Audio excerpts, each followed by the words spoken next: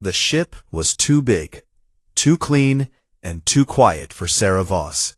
She stood near a wide glass window on the upper deck of the human diplomatic vessel, pressing her forehead against the cool surface and staring out at the stars. They looked the same out here as they did from Earth. That was the only comforting thing about this entire trip. Sarah was 19 years old. She had short brown hair that she never bothered to comb properly, a worn jacket that her father hated, and a habit of asking questions at the wrong time. None of these things made her a good choice for a diplomatic mission. Her father, Ambassador Darren Voss, had made that very clear when she asked to come along. "You are not a diplomat," he had said. "I know," she had replied, "but I am bored." He had let her come anyway. She was his daughter, and she was smart, even if she did not always act like it. He told her to stay quiet, stay out of the way, and not touch anything. She had agreed to all three, knowing she would probably break at least two of them. The destination was Aethon Prime, the heart world of the Veilthari Conclave. The Conclave was the most powerful governing body in the known galaxy. It had existed for 40,000 years. It had outlasted wars, collapsed stars, and the death of entire civilizations. It was made up of 11 alien species, each one older and more powerful than humanity, and all of them looked at human beings the way adults look at small children who have wandered into a room they were not supposed to enter.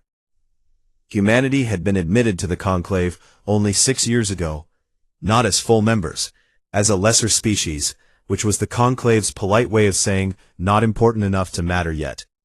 Humans were given one observer seat in the Grand Assembly, no voting rights, and a long list of rules about what they were and were not allowed to do on Conclave worlds. Ambassador Voss took those rules very seriously.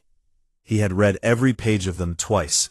He had tried to make Sarah read them, but she had fallen asleep on page 4. The Millennial Summit was a gathering held once every 1,000 years. Every species in the Conclave sent their greatest leaders. Important decisions were made. Ancient alliances were renewed. Long speeches were given in languages that required translation devices to understand. It was, by every measure, one of the most significant events in the history of the galaxy. Sarah found it deeply, profoundly boring. She had been standing in ceremonial halls for 3 days. She had smiled at aliens who did not smile back, because some of them did not have the right kind of faces for smiling. She had worn the formal human diplomatic attire, which was stiff and uncomfortable. She had eaten food that the Veilthari provided for their human guests, which tasted like someone had described food to a person who had never eaten any. On the 4th day, during the long midday recess, when the delegates went to feast and rest, Sarah slipped away. She told herself she was just going to explore. The grand sanctum was enormous, full of long corridors and tall archways, and rooms that seemed to have no clear purpose. The architecture was alien in a way that made her brain feel slightly tilted when she looked at it too long. Walls curved at angles that did not make sense. Ceilings were so high they disappeared into shadow.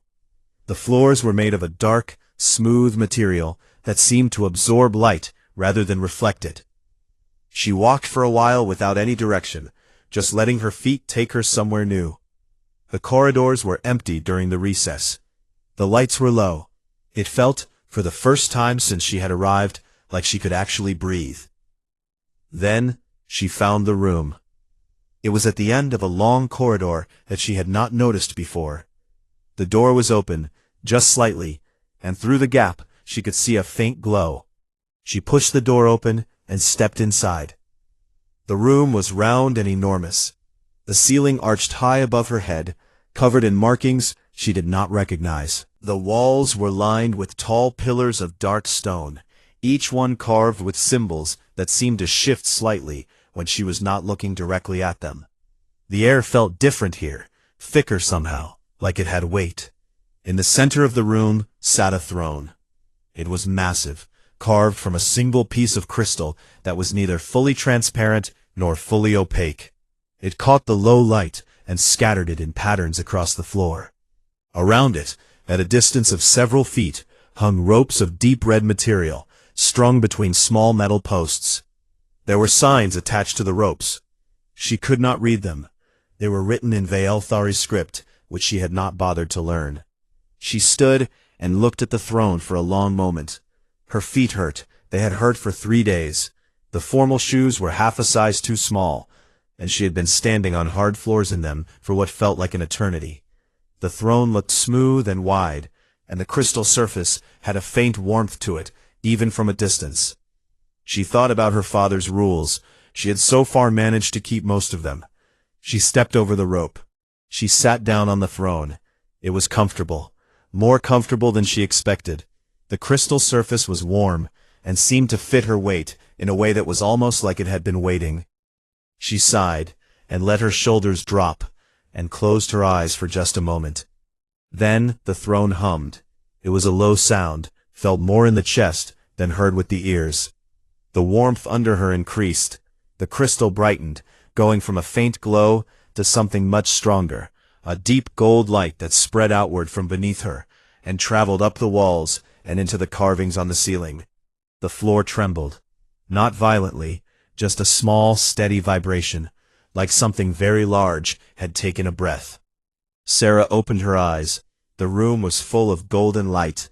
It was coming from the throne, from her, from the contact between the two. The symbols on the walls were moving now. Not just appearing to move, but actually shifting, rearranging, lighting up one after another in a sequence that moved too fast for her to follow. From somewhere far away, deep in the building, she heard alarms begin to sound.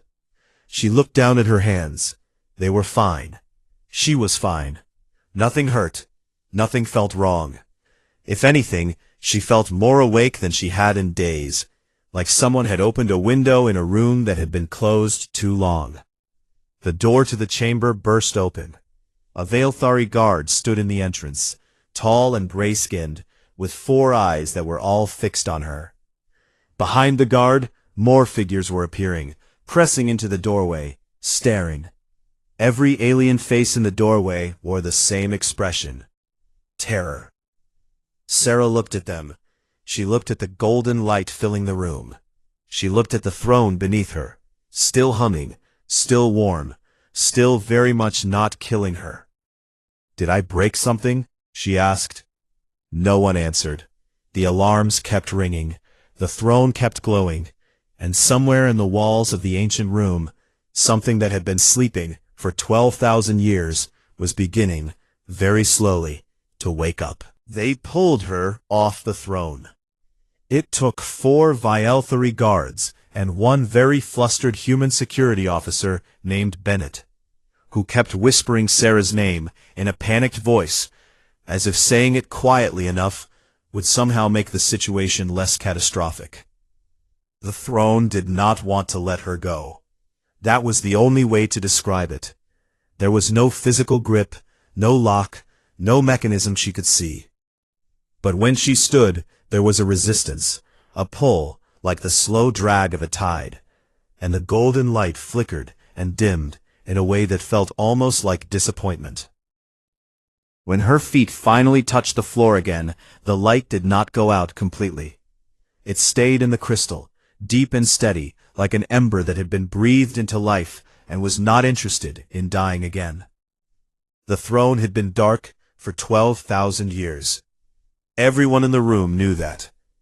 Everyone in the room was staring at it like they could not believe their own eyes. Sarah was walked, quickly and with minimal ceremony, to a side chamber. It was a plain room with hard benches and walls the color of old bone. Guards stood outside the door. Bennett stood inside, near the wall, looking at her, with an expression that suggested he was already composing the report he would have to write about this. "I didn't know what it was," Sarah said. "There were signs," Bennett replied. "I can't read Vaelthari." He rubbed his face with both hands. I know you can't. That is in some ways the most frustrating part of all of this." She sat on the hard bench and waited. There was not much else to do. Her father arrived 20 minutes later. Ambassador Darren Voss was a tall man with a careful face, the kind of face that had spent decades learning how to show exactly as much emotion as was useful and no more.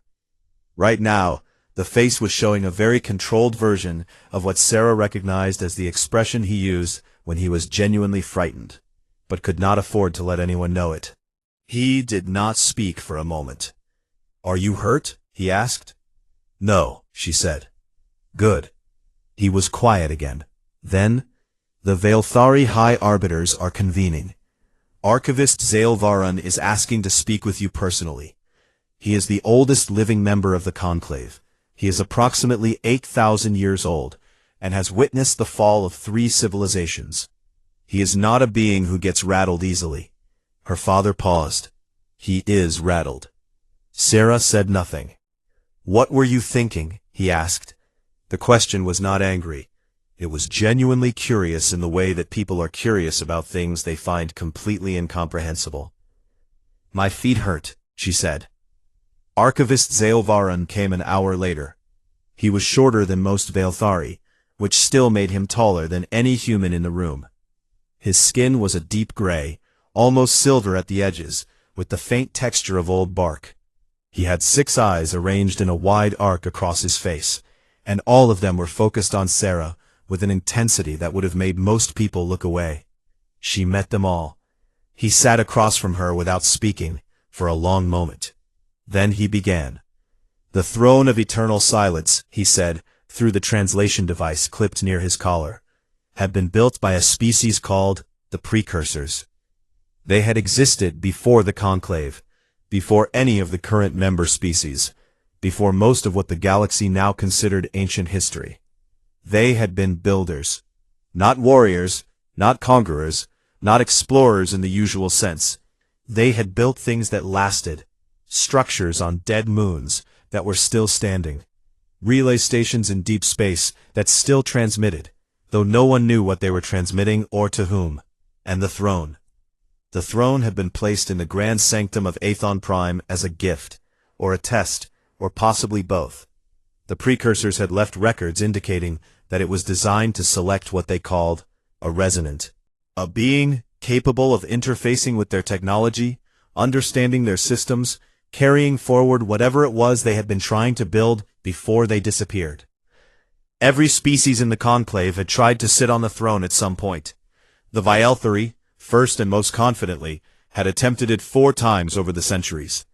Each time, the person who sat down had died within minutes. Not violently, the archivist was careful to explain. The throne had not harmed them. It had simply been incompatible in a way that the body could not survive. Like trying to run too much power through a wire that was not built to carry it. Other species had attempted it less frequently, with the same result. Eventually, 12,000 years ago, the Conclave had roped it off and declared it forbidden.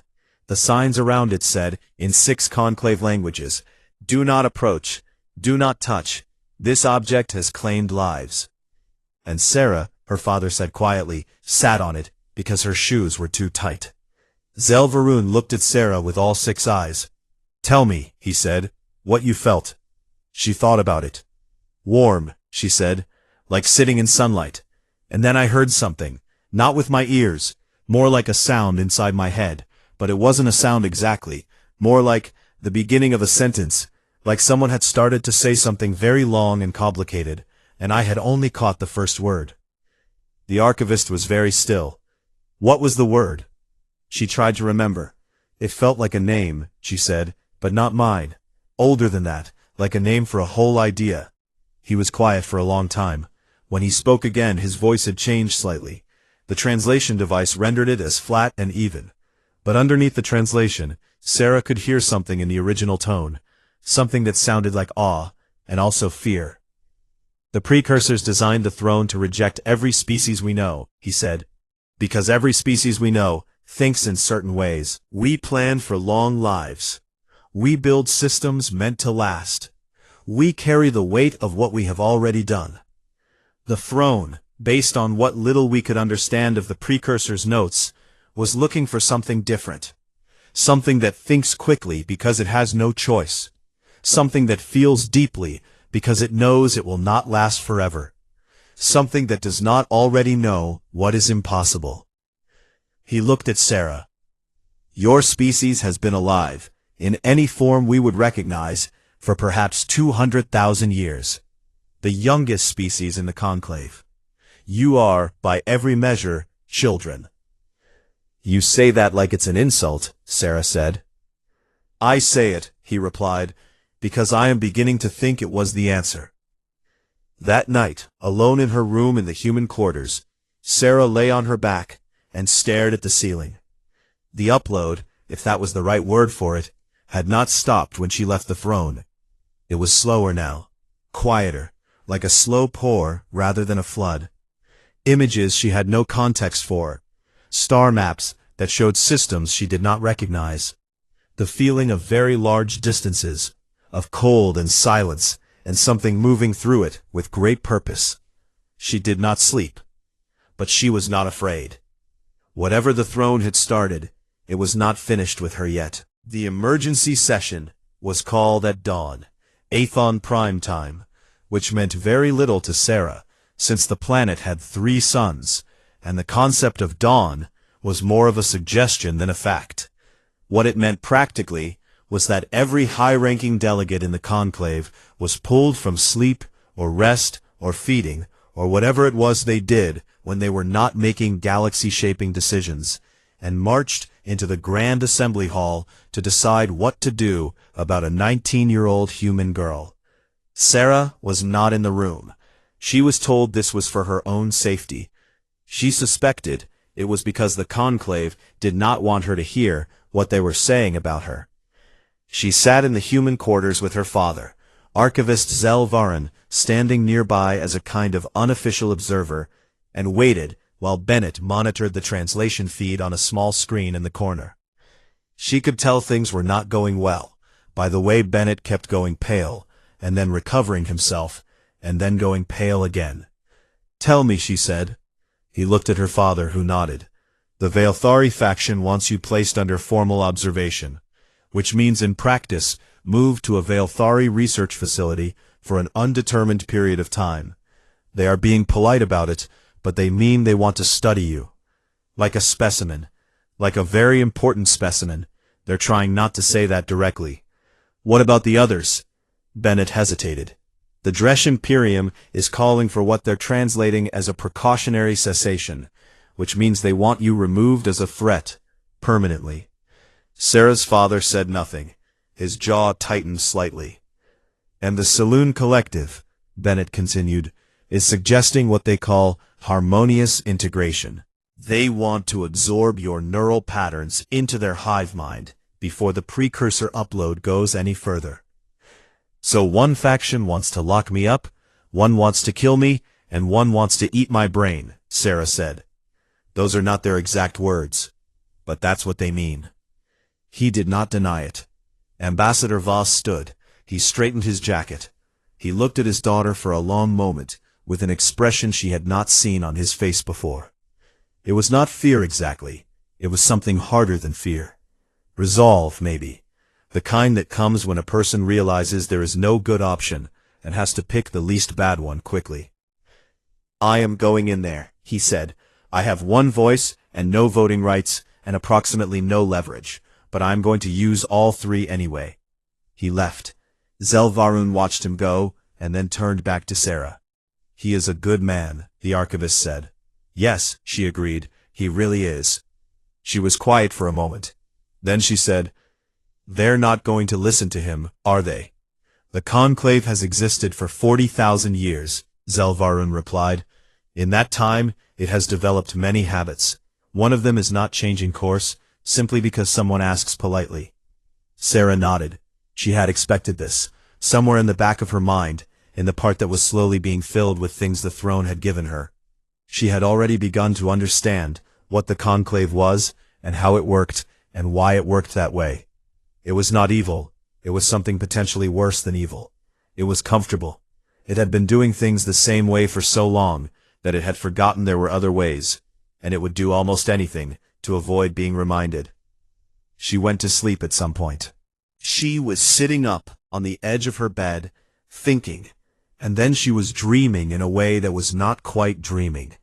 The precursor upload moved through her mind like light through still water. She saw things. A station the size of a moon, dark and patient, orbiting a star that humanity had not yet named. A fleet of ships that ran on principles she did not yet have words for, folded into non-space, like letters tucked into envelopes. A library, if that was the right word, for something that contained not just information, but experience. That held the recorded lives of 100,000 individuals from a species that had chosen to leave rather than die. She woke up to the sound of her door being opened. It was not Bennett. It was not her father. It was two figures in dark clothing that covered their faces, moving fast and quiet, and they were not there to have a conversation. She rolled off the bed as the first one reached for her. Not gracefully. She knocked her shoulder on the wall and nearly fell, and the second figure grabbed her arm and she twisted without thinking, using a motion she had learned in a self-defense class back on Earth that she had attended 3 times before getting bored and stopping. It was not a particularly good technique, but her attacker did not expect any resistance at all, and the surprise of it made them stumble. She ran for the door. The first figure caught her before she reached it. She felt their grip on her collar, strong and very certain, and she did the only thing she could think of, which was to stop running and drop her weight all at once. It threw her attacker off balance.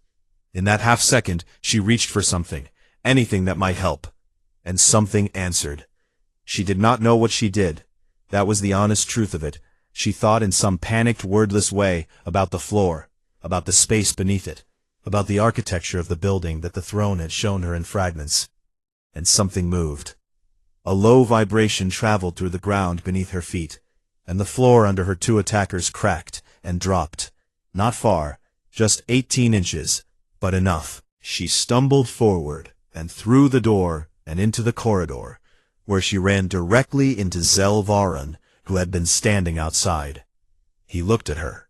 He looked at the door, now hanging slightly open, the sounds of confusion coming from within. "Dresh," he said, and it was not a question. "I collapsed the floor under them," Sarah said. She was breathing hard. "I didn't know I could do that." "Neither did they," the archivist said. She laughed. It was not a calm laugh. It was the kind that comes out when your hands are shaking, and your brain is still 3 seconds behind your body. But it was genuine. "Okay," she said when the laugh ran out. "New plan." Zel Varan looked at her with all 6 eyes. "I don't know yet," she said, "but I'm done sitting in rooms waiting for other people to decide what to do with me." The archivist was quiet.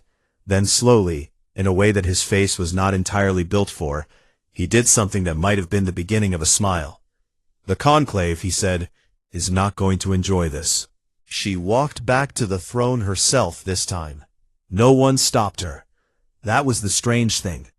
The corridors were full of guards, full of delegates moving quickly between rooms, full of the quiet mechanical hum of a galactic government in crisis. People saw her and went still, not because they were about to stop her, because they did not know what to do, and so they did nothing, which was Sarah was beginning to understand, a very common response when something truly new appeared in a world that had been the same for a very long time. Zel Varan walked beside her. Bennett walked behind her. Her father was still in the assembly hall, still talking, still using his one voice as loudly as one voice could be used. She had left him a message. It said, "I am going back. I know what I'm doing, mostly. Please don't worry." He was going to worry anyway. She knew that. But she also knew that some things needed to be done, and that waiting for the perfect moment, or the full plan, or the complete absence of fear, was a way of never doing anything at all. The door to the sanctum was closed. She pushed it open. The throne was exactly as she had left it, glowing gold, patient, waiting. The red ropes were still there, still strung between their posts. She stepped over them the same way she had before, deliberately this time, knowing exactly what she was doing, and doing it anyway. She sat down. The difference between the first time and the second time was the difference between falling into water and diving. The first time had been shock, warmth, a flood of too much too fast. This time she was ready. She breathed slowly. She let the connection build at its own pace. The gold light spread from the throne the way it had before, but steadier now, less frantic. The hum in the floor was deeper and more certain. And then, across the galaxy, things began to wake up. She felt it happen, not in the way you feel something with your hands. In the way you feel it when a room you have been in alone suddenly has other people in it. Presence, weight, attention. Dormant stations in deep space, cold for thousands of years, powered on. Ships folded in non-space extended quiet signals. Relay points scattered across 30 star systems began to transmit, and the transmissions were not random noise. They were organized. They were oriented. They were pointed at Aethon Prime, at this room, at her. In the Grand Assembly Hall, every screen and display and communication panel lit up simultaneously. The delegates stopped arguing. They stared at the data pouring in, streams of information from precursor systems that had been silent for 40 millennia. All of it suddenly active. All of it in communication with the girl sitting alone in the side chamber of the sanctum. Sarah did not rush. She sat, and she breathed, and she let the network show her what it knew. It knew a great deal. The precursors had been meticulous observers. They had documented what they found in the galaxy, and they had left those documents in their systems. And now those systems were open. What she found there was not surprising exactly. It was more like the confirmation of something she had half suspected from the moment she arrived on Aethon Prime. The conclave was not simply old. It was self-protective in the way that only very old things become, not out of malice, but out of the slow calcification of habit and fear. It had maintained its stability over 40,000 years by controlling who had power and who did not. The lesser species were not lesser because they were weaker, or smaller, or less intelligent. They were lesser because it was useful for the conclave to keep them that way. The records showed species that had once been members and were not anymore, removed not for aggression or violation of law, but for becoming inconvenient. Whole civilizations quietly starved of resources until they declined. Diplomatic incidents manufactured to justify sanctions. The long, patient work of keeping the galaxy arranged in a way that suited the 11 species at the top of it. She sat with all of this for a while. It made her tired in a way that went past her body. Then she stood. She kept one hand on the throne. She did not fully disconnect. She had the impression, not quite a thought, that the network would stay active as long as she maintained the link, and she intended to maintain it. She called for the assembly to convene. She sent the request through the precursor network directly, which meant it arrived not on the standard diplomatic channels, but on every communication device in the building simultaneously, in every language spoken by every species present. The request said, "I have something to show you. Please come to the Grand Sanctum, all of you." They came. It took some time, and some of them came with guards, and the Dresh delegates came with hands near weapons they were not yet willing to draw. But they came, because the precursor network had lit up every room in the building on its way to delivering her message, and every one of them had seen what was now active and awake across the galaxy, and none of them could afford to ignore it. The sanctum filled. Hundreds of beings from 11 species and their attendants and guards, standing in rows before the throne, where a human girl sat glowing faintly gold, one hand resting on the crystal beside her. She spoke. She did not use a translation device. The network handled it, her words moving outward through the system, and arriving in each listener's mind in the language they thought in most naturally, which was a thing she had not known she could do until she did it. She laid out what she had found, not with anger, not with accusation, not with the particular heat of someone who had just been betrayed. She was calm and specific, the way you are calm when you have facts, and the facts are enough. She named species. She named dates. She cited records that had existed only in precursor archives, that no current civilization had access to, that were now flowing freely through a system that answered to her. The assembly was very quiet. Near the back, a Valthari senior delegate began to speak, loud and fast, the voice of someone trying to take control of a room that had already slipped away from them. He said something about the invalidity of precursor records. He said something about the unreliability of a non-conclave source. He said something about the need for the assembly to convene privately to discuss the appropriate response. He was still talking when a chime rang through the building, soft and clear. And every screen in the room displayed a single image, a precursor defense platform, the size of a small city, sliding into orbit above Aethon Prime, visible through every outward-facing window in the sanctum. Sarah looked at the Valthari delegate. "I have not threatened anyone," she said. "I want to be very clear about that. I have not done anything except show you what is true. But I would also like you to finish listening before you start talking about appropriate responses, because I am not finished yet." He stopped talking. She felt her father arrive at the edge of the crowd before she saw him. She did not know how she knew. She just did. He had pushed through to the front and was standing near the base of the throne, looking up at her with an expression she had never seen on him before. Not fear. Not even pride exactly. Something more complicated than both of those. He leaned up toward her and said, very quietly, "Where did you learn to do this?" "I didn't," she said, just as quietly. "I got really angry and started talking." He nodded slowly, as if this explained everything, which perhaps it did. Then she turned back to the assembly. The chaos lasted 3 days. Not violent chaos. The precursor defense platform in orbit above Aethon Prime had a way of discouraging violence very effectively without doing anything at all. Its presence was enough. It sat there in the upper atmosphere, silent and enormous, and every time a delegate reached for a weapon or a faction began to raise its voice towards something dangerous, it was enough for someone to look out a window and remember that the quiet girl on the throne was connected to that thing and to dozens like it, spread across the galaxy, all of them waiting. The chaos was the kind that comes from truth arriving in a room that had spent a very long time being comfortable with comfortable lies. Lesser species delegates wept, some of them, or made the sounds and gestures that served as weeping for their kind. Old grievances rose to the surface.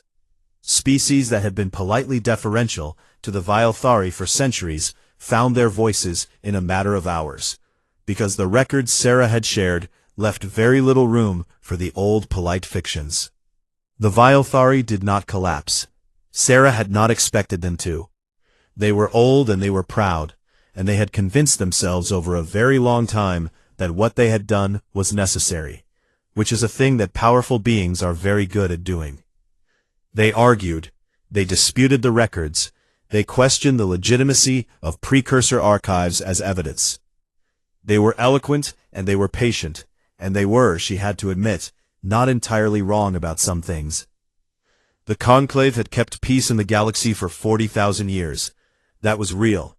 The cost of that peace was also real, and it had been paid by people who were never asked if they were willing to pay it. She let them argue. She sat on the throne for long stretches of time and let the network show her things and sat with what she found. She ate when Bennett brought food. She slept in short intervals. Her father stayed nearby, doing what he had always done, which was being present and steady, and not requiring anything from her that she was not already giving. On the second day, 7 of the 11 conclave species came to her separately to ask what she intended to do with the access she had. She told them all the same thing. She had not decided yet. This answer frightened some of them and relieved others, and she thought both reactions made sense. On the third day, she decided. She called the assembly again. The same crowd, a little more tired, a little less certain of their positions than they had been 3 days ago.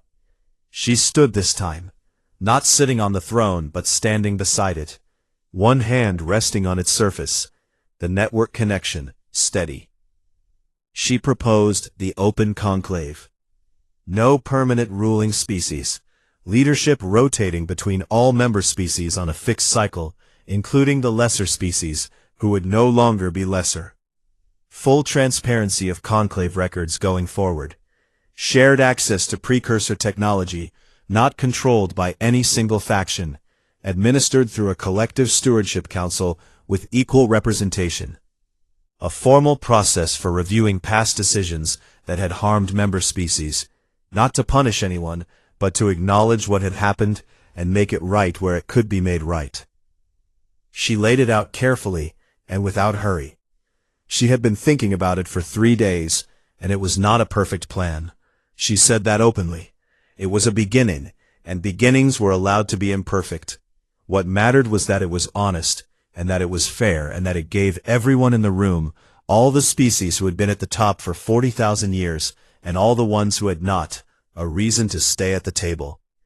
The arguments that followed lasted most of the day. Some species accepted immediately.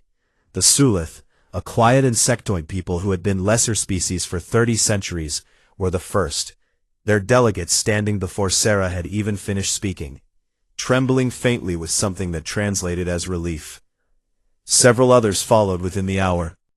She answered questions for hours, patient and specific, not performing confidence, but actually having it, because the thing the throne had given her was not just information, but a deep and settled certainty that this was right. The Dresh Imperium refused. Their lead delegate stood and said, formally, that the Dresh did not accept the legitimacy of the new framework, and would be withdrawing from the conclave, pending review. Sarah looked at them for a moment. "That is your right," she said. "The door is open. We hope you will come back when you are ready." They left. She let them go. She had the impression, sitting with the network humming softly through her, that they would be back within 50 years. Probably sooner. When it was over, when the agreements had been made, and the first formal votes of the new open conclave cast, and the room finally beginning to thin, as delegates moved to contact their homeworlds with the news, Archivist Zel Varun came to stand beside her. He was very still for a long moment. "You had the power to dissolve this," he said finally, "to take control entirely. The network would have supported it. The precursor systems would have answered to you." "I know," she said. "Why did you not?" She thought about how to say it. "Because we watched what happened to every species that did. The ones that took everything they could, and held it as long as they could, and called it stability." She paused. "We are very new here. We would like to stay for a while." He was quiet. Then the precursors searched a long time for the right species. "I know," she said. "I saw the records. They were not sure they would find one before they had to leave." She nodded. She had read that too. The precursors had not died. They had made a choice, at some point so long ago that the number of years was nearly meaningless, to go somewhere else, somewhere beyond the kind of existence they had been living. They had left the throne and the network and all their other works behind, as both a gift and a question. Was there anyone worth leaving them to? She did not feel like an answer. She felt like a girl who had sat down because her feet hurt, and stumbled into something enormous. But she was beginning to think that might be exactly the kind of answer the precursors had been looking for. 2 weeks later, she was back on Earth. She had not planned to come back so soon. There was a great deal of work still to do on Athon Prime, and she knew she would be going back within the month. But she had asked for 2 weeks, and her father had agreed, and the new Conclave Stewardship Council had agreed, and even the Precursor Network, or whatever passed for its awareness, had not objected. She sat on a park bench in the city where she had grown up. It was late afternoon. The light was the particular gold of an autumn day, close to the same color as the throne, which she tried not to read too much into. Children were playing on the grass nearby. Someone was selling food from a cart down the path, and the smell reached her, and she had bought some, and was eating it slowly, and letting herself be a person who was simply sitting somewhere quiet. Her communicator vibrated. She glanced at it. 47 incoming requests for diplomatic audience. 31 messages from member species of the new open conclave. 14 from species not yet in the conclave who had heard about recent events and wanted to open dialogue. A note from Zelvarun that said only, "When you return, there is much to do." She turned the communicator face down on the bench beside her. She finished her food. Then she picked it back up and got to work.